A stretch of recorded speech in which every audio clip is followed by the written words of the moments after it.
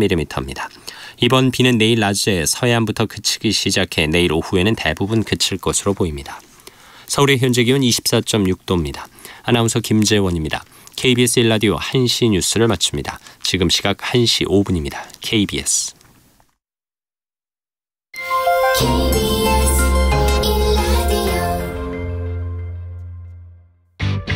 야, 왜? 점심시간에 뭐하냐? 자야지. 야, 그러지 말고 이거 한번 들어봐. 뭔데? 지금 당장 라디오를 켜봐. 나른한 오후 깨울 시사 토크쇼.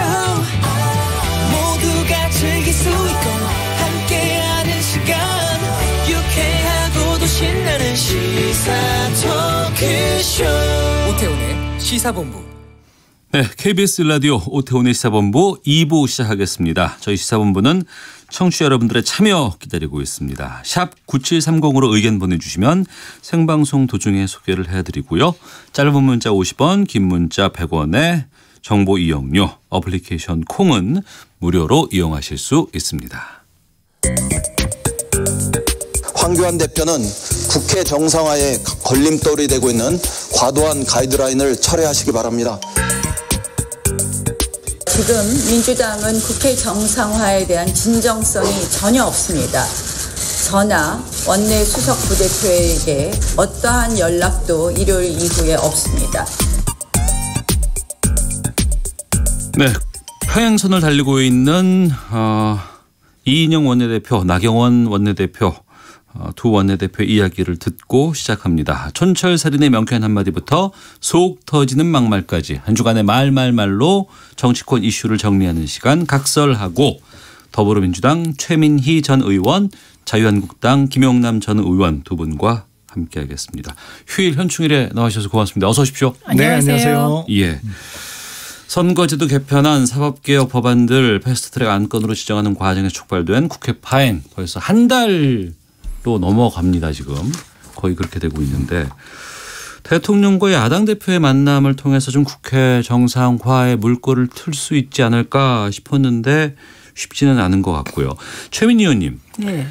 그 일부에서는 그냥 임시국회 단독 소집해라라는 요구들도 있는 것으로 알고 있습니다. 민주당이 그렇게 할까요? 안 할 것 같습니다. 아, 그래요? 예, 단독 소집은 안 할 것 같고, 네. 미래당, 정의당, 평화당이 요구할 때 네. 그때는 여야 사당이 소집할 수는 있을 것 같아요.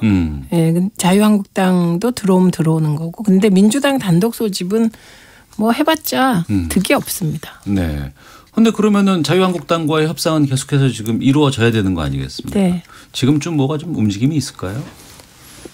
이거 지금 막혀 있는 거는 그 청와대 여야 회동인데요. 그게 막혀 있죠, 지금. 네. 그게 풀리는 대로 뭐가 나오지 않을까요? 네. 김영남 의원님. 네.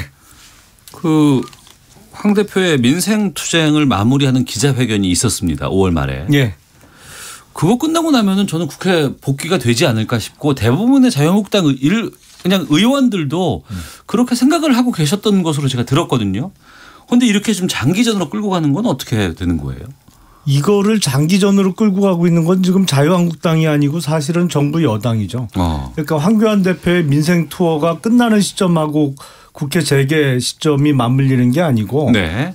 사실은 5월 달에 민주당을 비롯한 그 여권에서 선거법을 일방적으로 패스트트랙에 상정시키면서 사실상 그때 국회 폐기 선언이 이루어진 거기 때문에, 네. 결자 해지 차원에서 그 패스트트랙 올린 법안들을 철회하면 이 사태가 해결되지만, 그러니까 지금 장기전을 계속 끌고 가고 있는 것은 정부 여당이지 한국당의 탓은 아닙니다.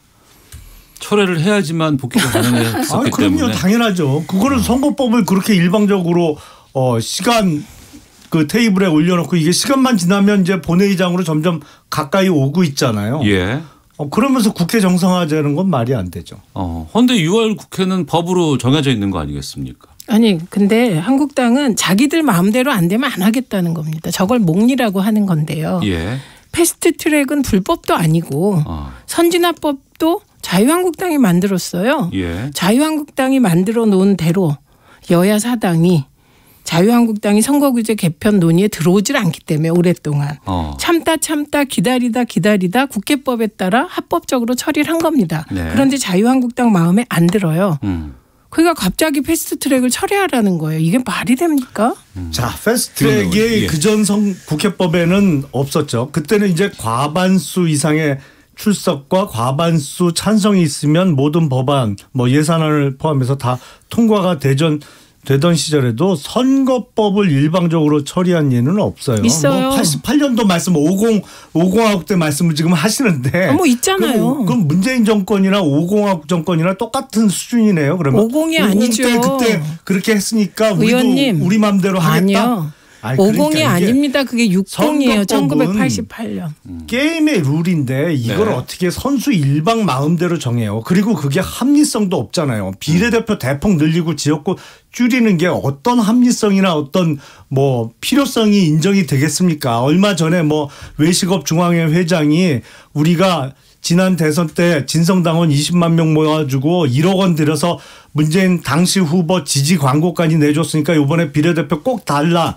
라는 얘기를 공개적으로 해서 사실상은 다 알고 있었지만 공개적으로 얘기 못하던 비례대표의 어떤 정치적 흥정의 한 면목이 드러났습니다만 그거를 비례대표 대폭 늘리겠다는 그 법안이 어떤 합리성이 있어요. 그러니까 합리적이에요. 그런 거는 철회를 해야죠. 아니죠. 그걸 왜 철회합니까?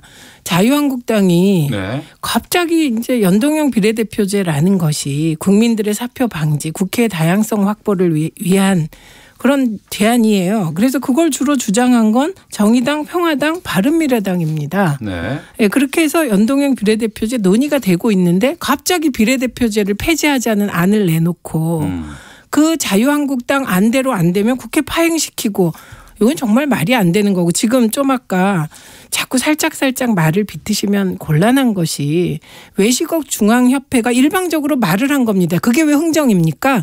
그래서 이해찬 대표가 28번 받았지 않습니까? 28번 아니 28번 받아서 떨어졌죠. 이번에 확실히 당선되는 앞번호 달라고 요구한 거잖아요. 아니 그건 왜 지난번에도 28번 줬잖아요. 민주당이. 아니 왜 제가 얘기하는데 비례대표의 그 순번과 관련해서 지금 얘기할 건 아니고요. 아니 그래서 제가 마무리를 할게요. 예, 마무리하십시오. 예. 그러니까 이해찬 대표가 안 된다고 딱 자른 거 아닙니까? 그게 흥정입니까? 그러니까 그렇게 말씀하시면 곤란하고 예.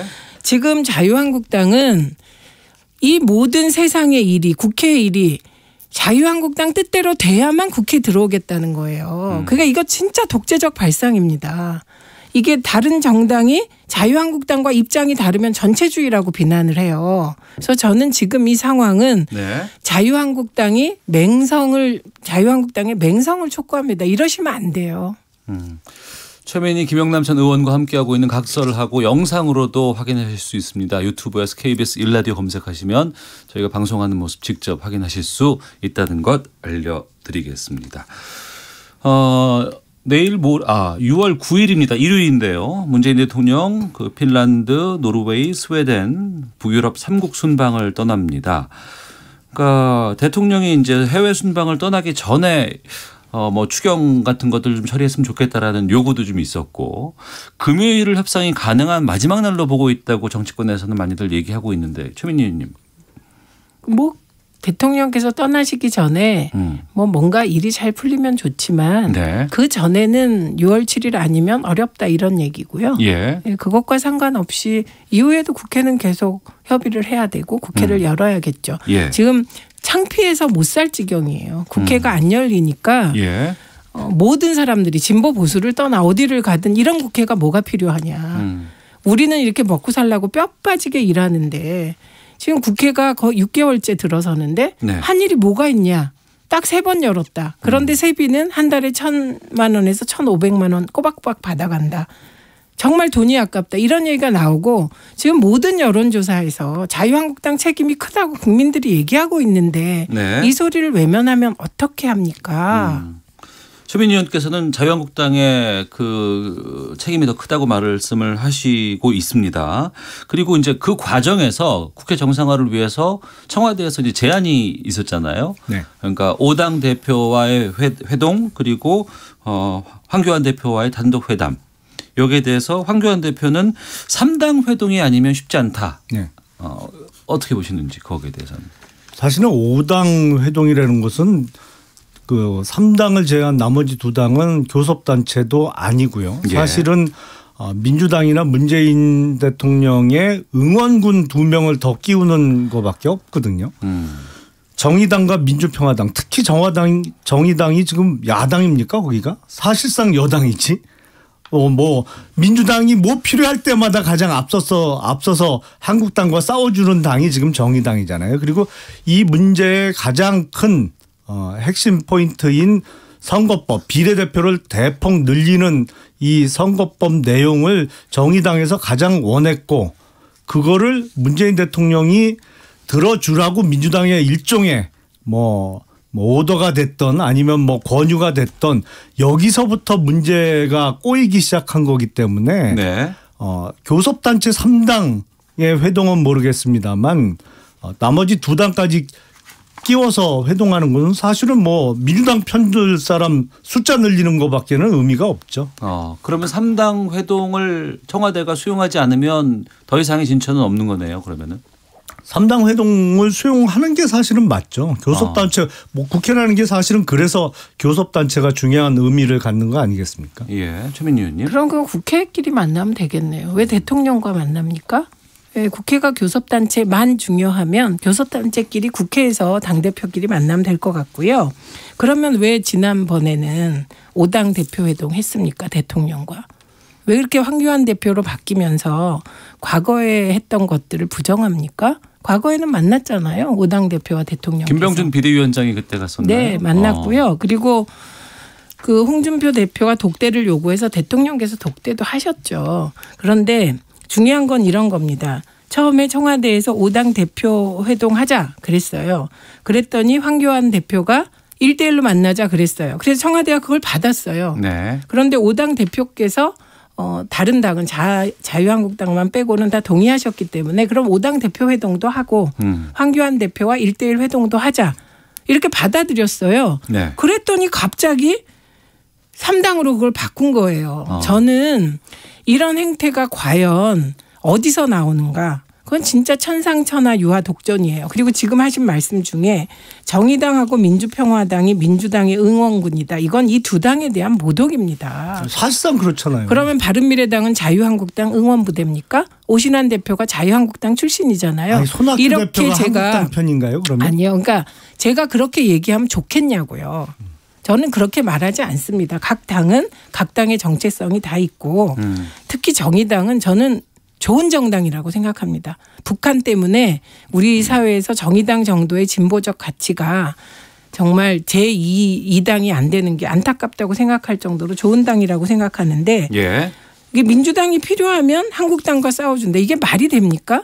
그리고 사실상 그렇게 하고 있잖아요. 지금 정의당이. 그렇게 하고 있지 않습니다. 그러니까 이건 정의당이 명예훼손 소송해야 될 감이라 이건 KBS를 위해서도 삭제되어야 되는 발언이라고 생각합니다. 그래서 민주당 마음대로예요, 지금 자유한국당이 그 독선적 태도, 독재적 발상, 내 뜻대로 다 돼야 돼. 이건 다수결도 필요 없어. 이런 태도를 버려야 국회가 정상화됩니다. 자, 7910님, 황교안 대표는 민주평화당 정의당을 빼자고 하는데 이건 옳지 않습니다. 2당을 지지하는 국민도 분명히 있는데 그 국민들은 국민이 아니라는 겁니까?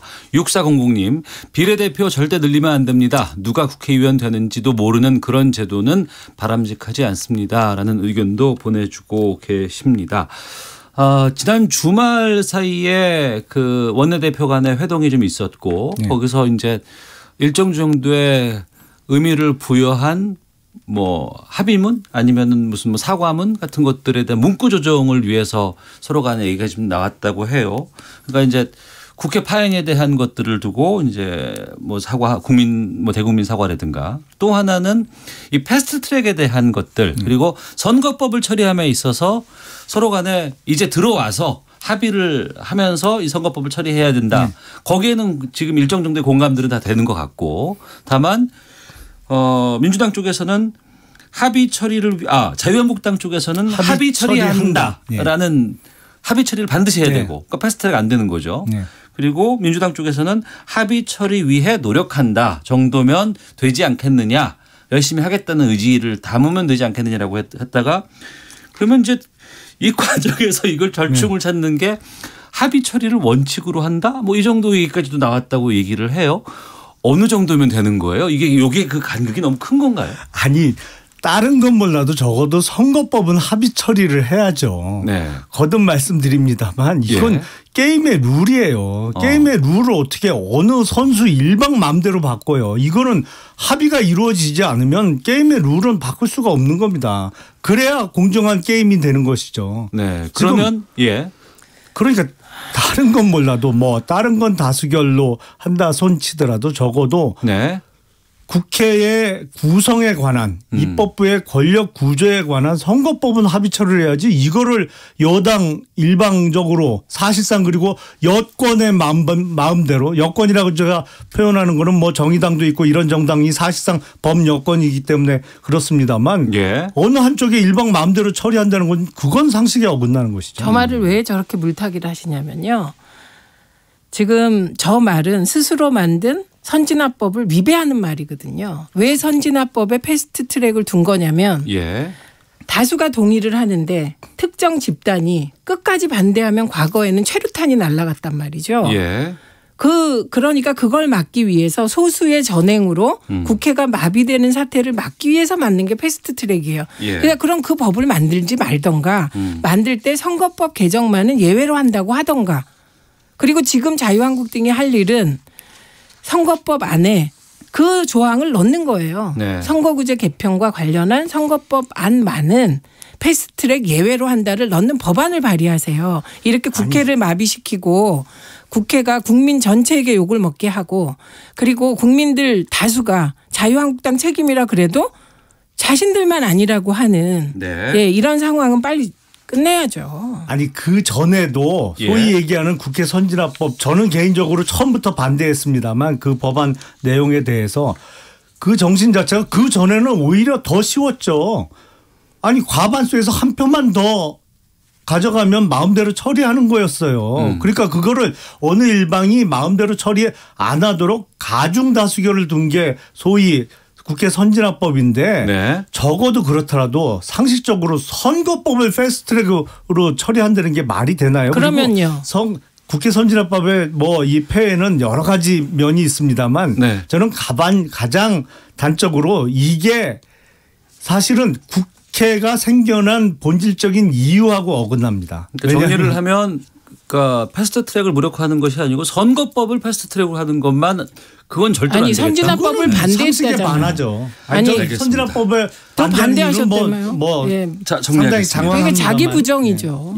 더불어민주당의 최민희 전 의원, 자유한국당의 김영남 전 의원 두 분과 함께 각설하고 다음 주제로 넘어가겠습니다. 국회 정상화 참 쉽지 않죠? 쉽지 않아 보입니다. 걱정입니다. 황교안 대표가 취임 100일을 맞았습니다. 이 주제로 좀 잠깐 넘어가서 말씀을 나눌게요. 먼저 황교안 자유한국당 대표의 100일에 대한 평가 점수부터 좀 들어보고자 합니다. 김영남 의원께서. 글쎄 뭐 이거 점수를 매기긴 쉽지 않습니다만 뭐 수음이 안 가도 괜찮아요. 한 80점 정도 줄 수 있지 않을까 싶습니다. 일단은 제가 왜 그 한국당 전당대회 전에 이 프로에서 그런 말씀을 드렸잖아요. 이번에 뽑히는 당대표는 누가 되든 정말 운이 좋은 당대표다. 왜냐하면 항상 어떤 자리든 전임자하고 비교될 수밖에 없는데 전임자보다 평가가 나쁠 수는 없다. 뭐 그런 의미에서 그리고 많이 정비가 되고 있는 상황입니다. 한국당이. 물론 지금도 개선해야 될 점이 많습니다만 그리고 뭐 민생 대장정을 통해서 황교안 대표도 실제로 관료 생활을 오래 했습니다만 정말로 자기가 체험을 해보면서 본인 스스로도 좀 바뀐 점이 있는 것 같아요. 이렇게 접해보면. 그런 면에서는 좋은 점수를 줄 수 있고 좀 아쉬운 점은 아직까지도 보이는 어떤 한국당 내 당내 제도가 바뀌었다든지 아니면 한국당의 인재 풀이 이렇게 넓어진 거를 체감하기는 힘듭니다. 이게 뭐 여러 가지 정치 상황도 얽혀 있습니다만 그런 면은 좀 아쉬운 점이 아직 남아 있죠. 확장성 면에서는 좀 아쉬운 부분들 말씀하셨고요. 최민희 의원님. 우선 수구 보수의 아이콘이 됐다. 이건 긍정적인 것이고 나름대로 자산도 쌓았다고 봅니다. 근데 공안 검사다. 저 사람은 공안 검사구나.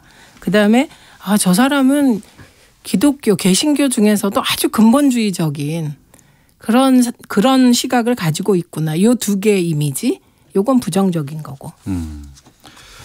그 취임 100일에 대한 소회를 SNS에 남겼습니다. 도전하고 또 도전하겠다라고 밝혔는데요.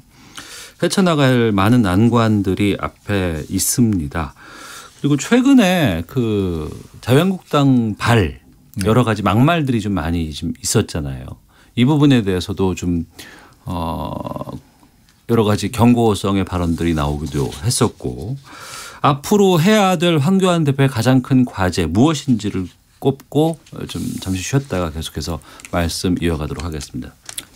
지금 우리가 보통 3권을 얘기하지 않습니까? 입법, 사법, 행정. 근데 사실은 입법을 제외한 나머지 두 권력, 행정은 뭐 당연히 대통령을 수반으로 하는 행정부니까 당연한 건데 가장 안타까운 것은, 그리고 걱정되는 것은 이 정부 들어서 사법부마저 장악이 됐다는 것이죠. 그래서 3권 중에 지금 유일하게 그나마 버티고 있는 것이 국민의 투표로 선출된 의회 권력입니다. 그런데 이 의회 권력이 내년 총선에는 바뀔 수밖에 없죠. 그러니까 유일하게 남아있는, 그나마 독립성을 유지하고 있는 의회 권력을 지켜내기 위해서는 황교안 대표가 내년 총선을 잘 치러야 됩니다.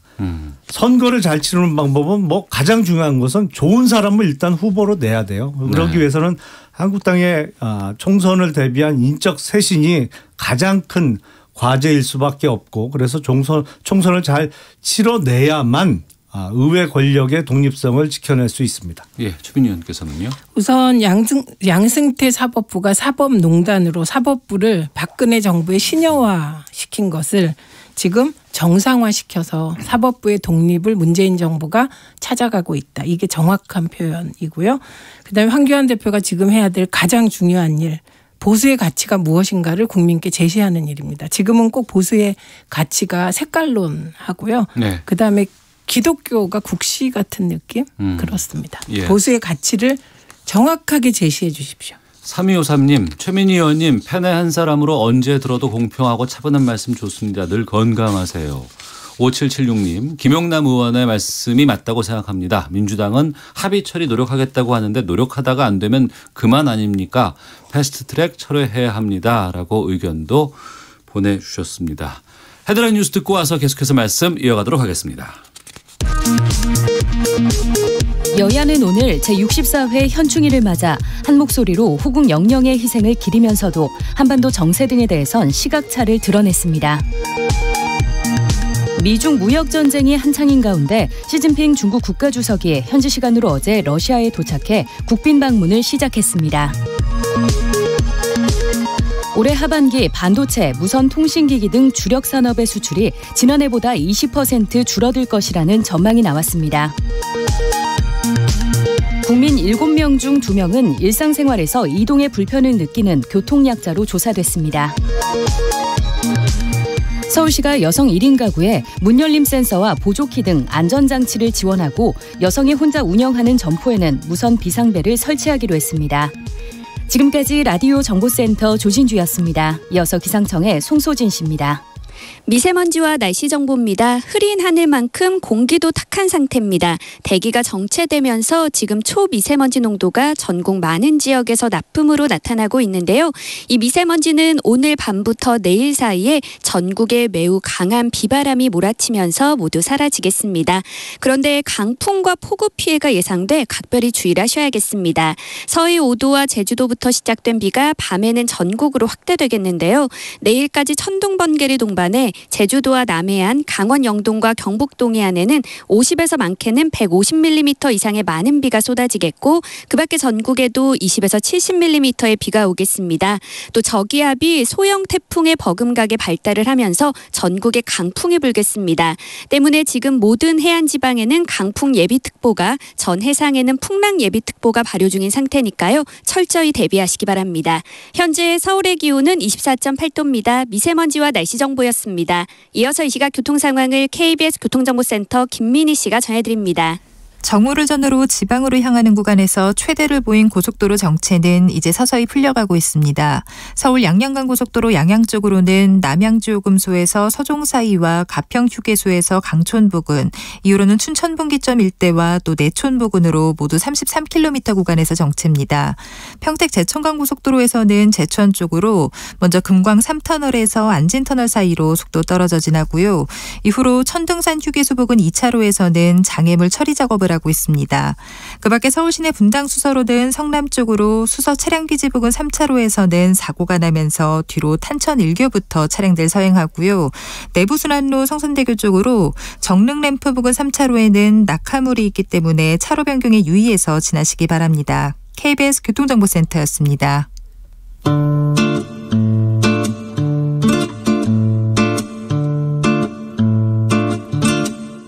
오태훈의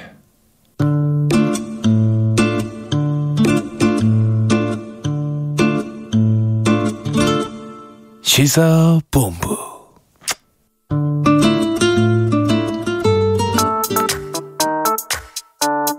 양정철 민주정책연구원장은 완전히 관권선거 대책반 편성 행보를 하고 있습니다. 좋은 정책 결과물들을 도출하기 위한 것이지 선거를 해석하지 않아주셨으면 좋겠습니다.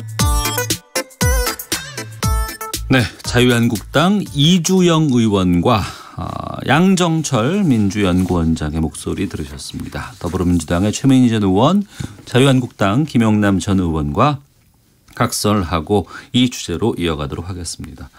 이주영 의원, 관건선거 대책반 꾸리고 있는 거 아니냐 이렇게 얘기를 하셨고, 양정철 민주연구원장은 좋은 정책 만들기 위한 것으로 이해를 해 주셨으면 좋겠다라고 얘기를 하고 있습니다. 지금 정치권에서 상당히 이 양정철 민주연구원장에 대해서 관심이 지금 집중되고 있습니다. 지난번 서훈 국정원장과의 비공개 만남에 이어서 지금 자치단체장들과의 만남을 계속 이어가고 있어요. 박원순 시장도 만났고 이재명 경기도지사도 만났고, 그 민주연구원의 같은 역할을 하고 있는 자유한국당의 여의도 연구원이 있잖아요. 여의도 연구소인가요? 네. 원인가요? 연구원으로 바뀌었죠, 이름이. 바뀌었습니다. 네. 그 자유한국당은 김세연 의원이 지금 그렇습니다. 여의도 연구원을 맡고 있는데 궁중정치를 양정철 원장이 하고 있다. 네. 이렇게 비판을 하고 있고, 박원순 서울시장은 그런 해석이 맞지 않다고 주장을 하고 있습니다.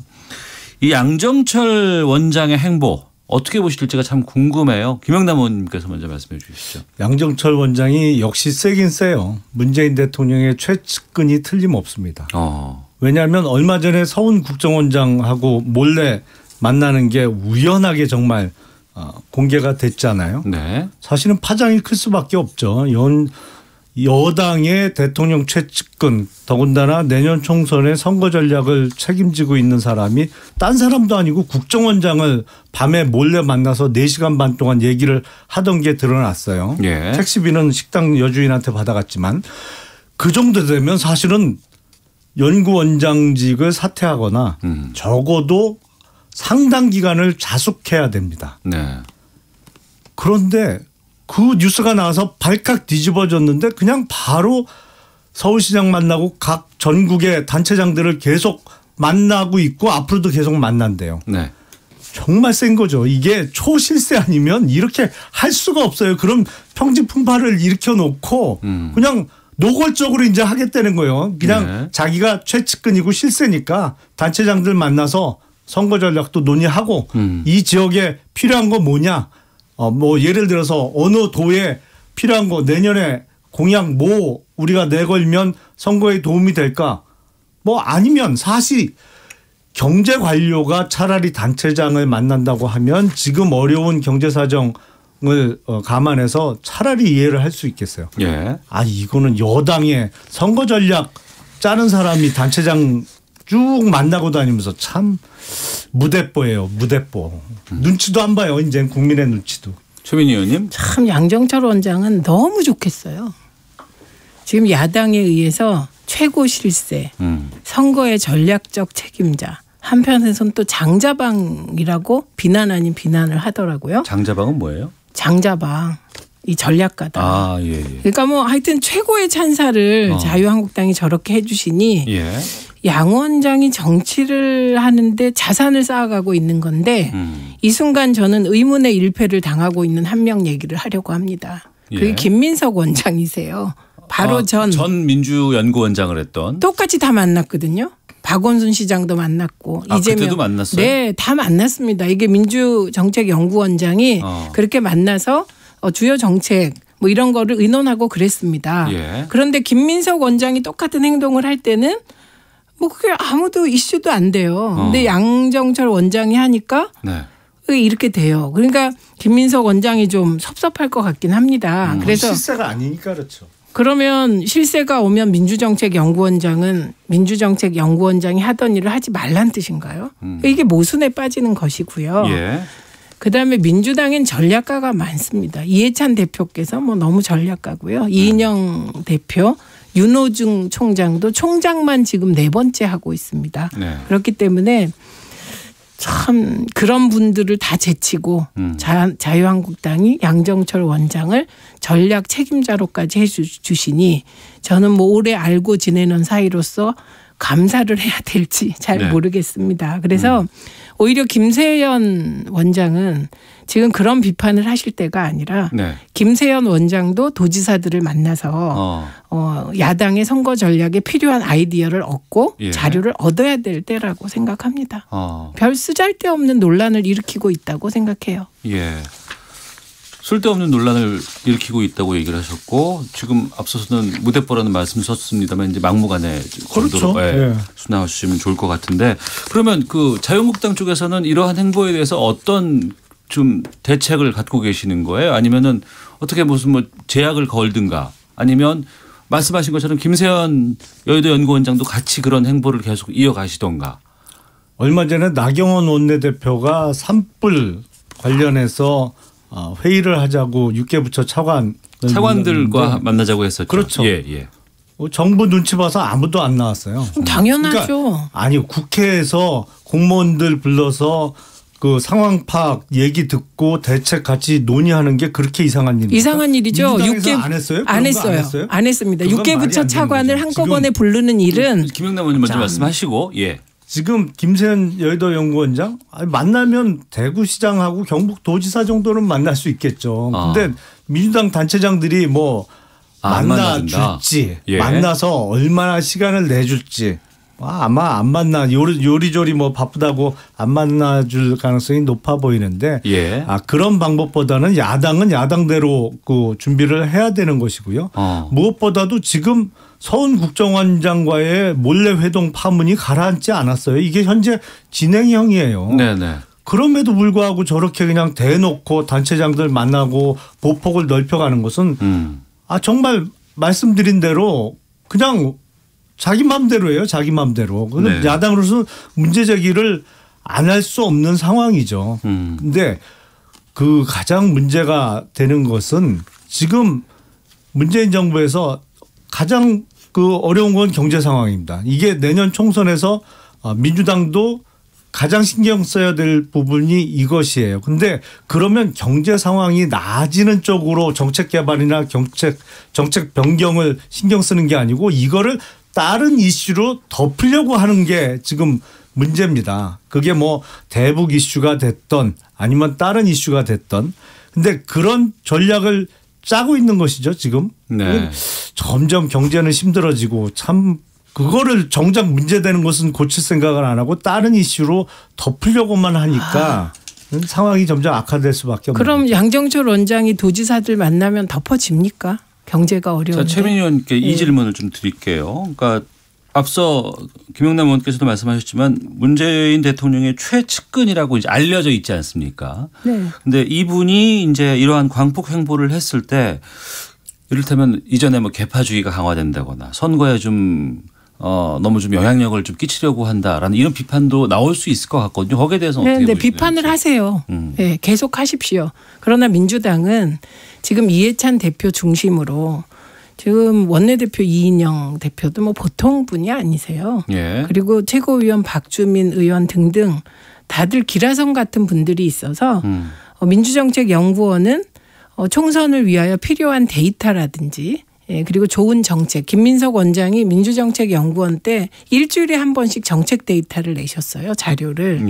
그걸 이어받아서 좋은 이제 공약, 어떤 공약이 국민 소구력이 있는지 이런 서포트 역할을 확실하게 하시게 될 거기 때문에 비판은 뭐 계속 하시고 그러면 그것은 양정철 원장에게 자양분이 된다고 생각해요. 저는. 왜냐하면 자기를 돌아보게 되니까.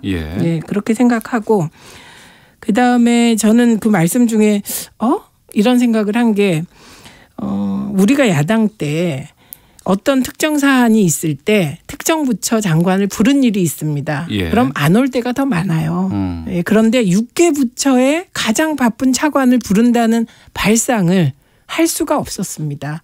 그리고 6개 부처 차관들이 정부 눈치를 봐서 안 왔다. 뭐 개중엔 그런 사람도 있겠죠. 시간이 안 되는 사람도 있을 테고. 근데 그게 이렇게 울고 그럴 일은 아니다. 안 왔다고 해서. 그다음에 김세현 원장에 대해서는 대구시장과 경북도지사를 빨리 만나셔야죠. 그리고 그다음에 뭐 지금 부산 경남은 뭐 분위기가 자유한국당 지지율이 더 높잖아요. 그러면 그쪽의 시장 도지사 저 만남 요청하면 만나실 것 같아요. 그래서 좀 용기를 내시는 게 좋겠다 생각합니다. 이러한 의견들 뭐 말씀해 주셨는데 김영남 의원님.